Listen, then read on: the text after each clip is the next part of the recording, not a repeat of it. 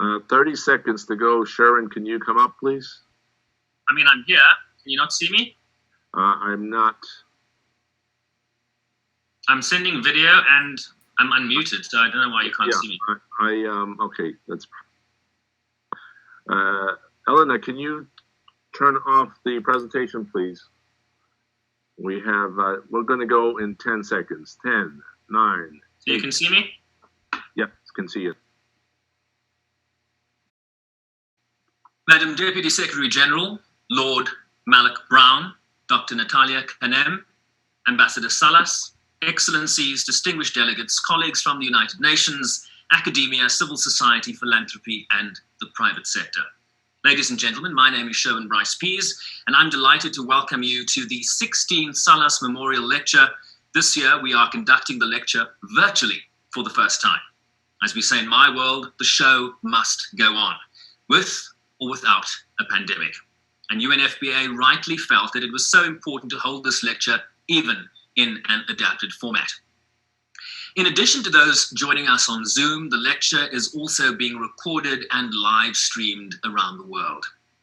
The Salas Memorial Lecture Series was initiated in 1989 as a tribute to Mr. Rafael M. Salas, who served as the Executive Director of the United Nations Population Fund from the time of the fund's creation in 1969 until his untimely death in 1987. Under his leadership, UNFPA grew from a small trust fund into the world's largest provider of multilateral population assistance. Mr. Salas has been described as a poet, a dreamer, a thinker, a humanitarian, and a superachiever, attributes at the core of working for the United Nations, I'm sure you'll agree, and someone who crisscrossed the globe in search of consensus, something we need today more than ever. Perhaps we might even consider consensus the 18th goal of the SDGs. And it is in that spirit that this lecture series was started, to shine a spotlight on development and population issues, to help us think big and forge consensus in a changing world. Let me introduce to you our distinguished guests present at the opening panel today. Her Excellency, Ms. Amina Mohammed, is the Deputy Secretary General of the United Nations. Our lecturer this year is Lord Mark Malak Brown, who many of you will know from his time with the United Nations. Ambassador Carmelita R. Salas, widow of Mr. Rafael M. Salas and the former ambassador of the Philippines to the Czech Republic. A warm welcome to you, ma'am. Dr. Natalia Kanem, Executive Director of UNFPA. We also have two distinguished guests with us who will be joining Lord Malak Brown and Dr. Kanem in a panel discussion later. Ambassador Olaf Skog, the head of the EU delegation to the United Nations, and Ms. Kessie Ekomo Soine, the Executive Director of URU, the NGO in the Central African Republic. A warm welcome to all our guests. Today's lecture will have two parts. First, we will have introductory remarks, followed by the lecture by Lord Malak Brown. This will be followed by a high-level panel discussion. Now, it is my honor to give the floor to Her Excellency Ms. Amina Mohammed, United Nations Deputy Secretary General, for her welcoming remarks. Over to you, DSG. Thank you very much, Sherwin. Dear Lord Malak Brown, dear Natalia, dear Ambassador Salas, Excellencies, distinguished guests, colleagues, and very many friends that I can see coming up on our screen. It is my pleasure to welcome you to the 16th Rafael M. Salas Memorial Lecture. Rafael Salas was the first executive director, as we all know, of the UNP Population Fund, who understood very early on the links between population and the broader development issues. In many ways, his thinking foreshadowed the integrated nature of the Sustainable Development Goals. The lecture provides us a really important space to take inspiration from fresh insights as we look forward to achieving our common goals in the decade of action. Mr. Salas was a statesman, and as we heard, a visionary and a poet whose ideas and actions shaped UNFPA from its earliest days and were instrumental in fostering global consensus on population issues. This understanding took hold through the program of action of the International Conference on Population and Development that was held in Cairo in 1994, and which continues to guide our work in promoting sexual and reproductive health and rights for all, and ensuring the centrality of health and rights in sustainable development. Since Nairobi, we have seen notable progress. There have been significant reductions in the numbers and the rate of women dying from complications of pregnancy or childbirth. Families are healthier, and young people are more connected and empowered than ever before. But still, too many lives are being left behind. Sexual and reproductive health problems are a leading cause of death and disability for women in the developing world. And young people bear the highest risk of HIV infection and unintended pregnancies. Many millions of girls risk the prospect of child marriage and other harmful practices. Now COVID-19 threatens to reverse hard-won gains. UNFPA's projections have shown that owing to disruptions in programs and services, the pandemic could result in millions more cases of child marriage, female genital mutilation, and unintended pregnancy. And we've seen skyrocketing gender-based violence. As we embark on the decade of action to achieve the SDGs by 2030, it is imperative that we don't fall behind and that we address the gaps to achieve gender equality. This is a goal in itself and key to achieving the other 16 goals that we have collectively committed to. And that is why the theme of this year's Salas lecture is so relevant and timely, namely development after COVID-19, stretched resources and strained communities.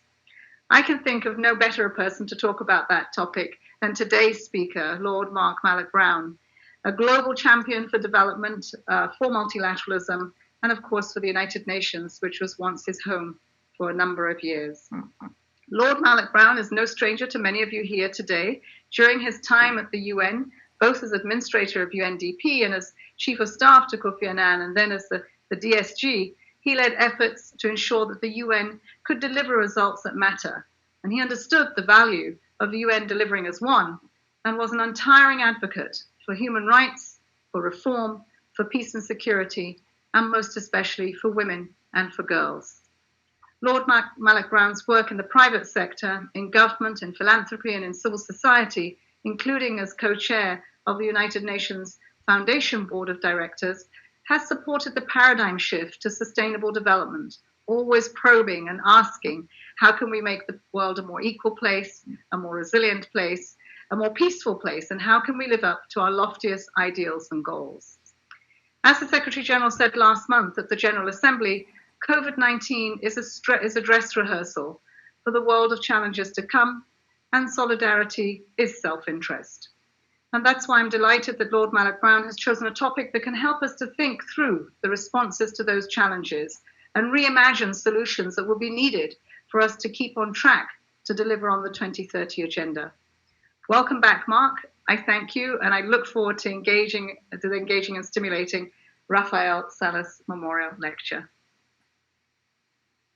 I thank the Deputy Secretary General for those remarks, and let me just repeat, solidarity is self-interest. That's something we should all get ingrained in our brains. I'm now pleased to give the floor to the Executive Director of UNFPA, Dr. Natalia Kanem. Madam Edie, you have the floor. Thank you so much. Dear Deputy Secretary General, Ms. Amina Mohammed, Lord Mark Malloch Brown, the Ambassador Carmelita Salas, Chef de Cabinet Maria Luisa Viotti, Excellencies, distinguished guests, colleagues, and friends. Thank you all for joining us for the 16th Rafael Salas Memorial Lecture. Rafael Salas saw population as the mother of all development questions. He recognized early on the interlinkages between population, gender relations, environmental sustainability, demographic patterns, culture, politics, religion, and economic performance. Mr. Salas faced an uphill battle when he began work for the new Unknown Fund in 1969. His first order of business, calling on every head of mission who would receive him, visiting everyone in and outside the United Nations system to inform them about what would become UNFPA. Many were not receptive to even talking about population on issues like family planning. But Mr. Salas remained undaunted. He stated, quote, "The question of poverty, its eradication, and the allied questions of development and population are in the end questions of morality. we should not become so closely involved in the question and consideration of the morality of specific means of family planning that we lose sight of the wider issue, which is not less than the physical, mental, and moral well-being of mankind. Mr. Salas urged countries to look beyond numbers. Quote, interest in population is not a concern with the figures on a chart of the curves of a graph alone, however important they may be, but is essentially an involvement with the future of humanity itself. And he was persuasive, dramatically increasing the fund's resources, scope of activities, and global footprint over the course of his tenure. UNFPA has come a long way over the past 5 decades, from a budget of $2.5 million and a staff of 5 to a nearly $1.5 billion global organization with 5,000 people on the ground in over 150 locations.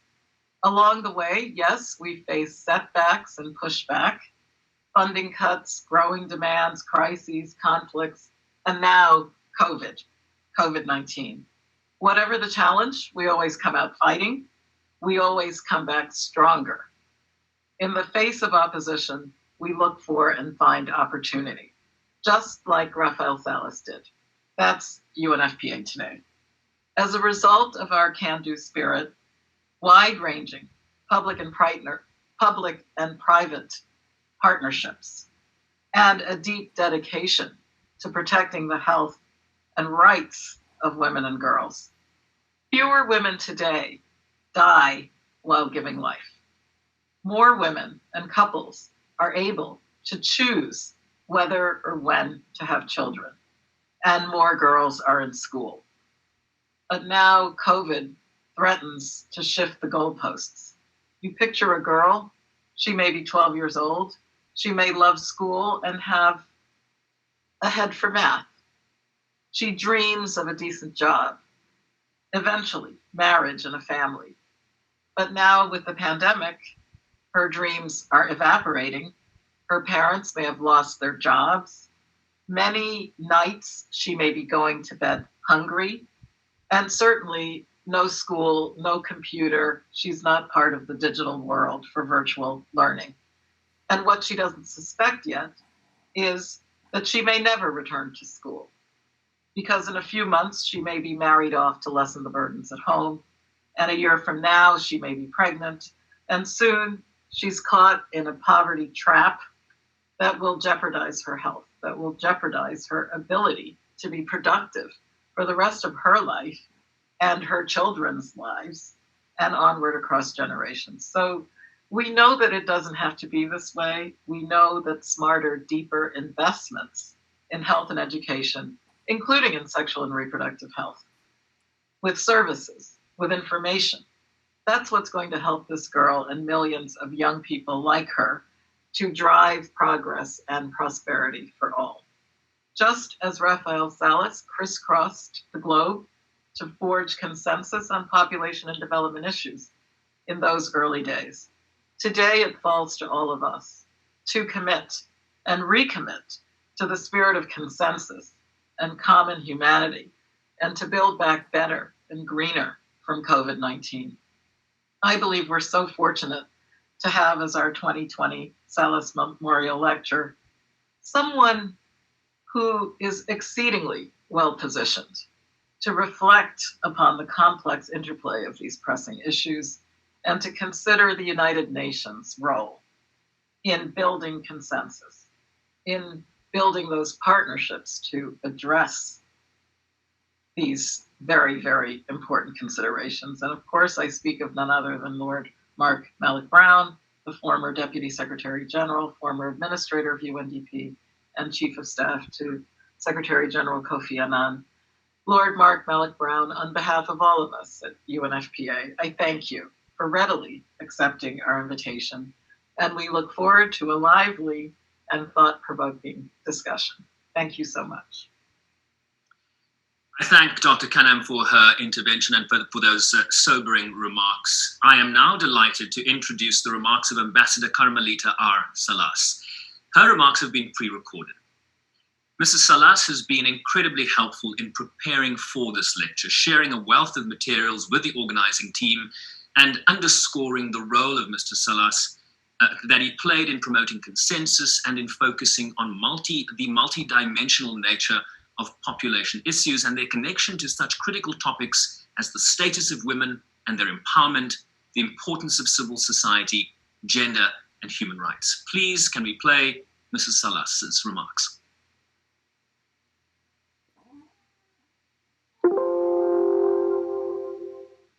It is a singular honor for me, and indeed a pleasure, to be at the 16th Rafael M. Salas Memorial Lecture. Executive Director Dr. Natalia Kanen, thank you for not letting COVID-19 interrupt the series and forging ahead with the virtual lecture. Lord Malloch Brown, Excellencies, distinguished guests and friends, Rafael marks his beginning at the UN with a 17-syllable Japanese haiku. Mist on 38 floors, morning breeze from Turtle Bay, hand clasp at the door. Mist to me depicts haze, uncertainty. On that historic day in July 1969, when Neil Armstrong returned from the moon, Rafael arrived with not even a scrap of paper to show he was going to work for the UN. The position that Mr. Hoffman had offered him to take did not formally exist. The exchanges between them had been oral. Now here he was in New York with only the word of Mr. Hoffman that there was a task to be done and he was the man to do it. That Mr. Hoffman's word was as good as his bond. The position was officially created and Rafael appointed. Hand clasp at the door. Let me read from People and International Choice, a book he publishes 6 years later.